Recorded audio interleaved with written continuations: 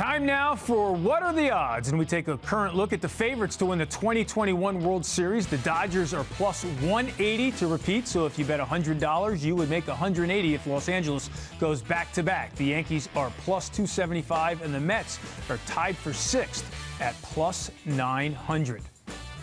We're joined by Sal Licata and Mark Malusis. And Moose, let's start with you. As you take a look at the current makeup of the two teams' rosters, who has a better chance to win the World Series in the next 5 years, the Mets or the Yankees?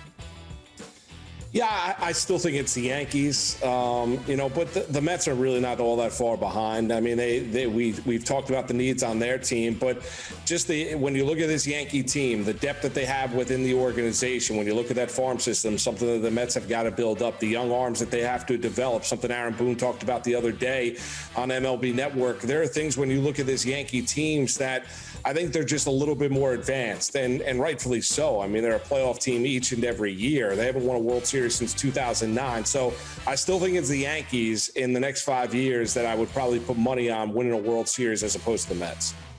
Yeah, until proven otherwise, it's the Yankees. Now, the Mets may get there. Remember, too, It's not just about going out there and spending the most money. I think Met fans are getting out of control with this stuff. They expect the Mets to get everybody. They're setting themselves up for complete disappointment. But it's about getting the organization to where you can contend consistently and develop players.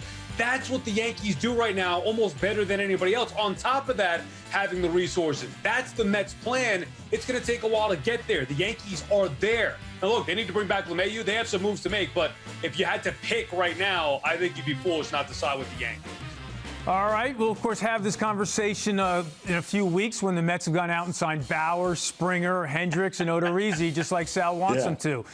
Sal, thanks for joining us.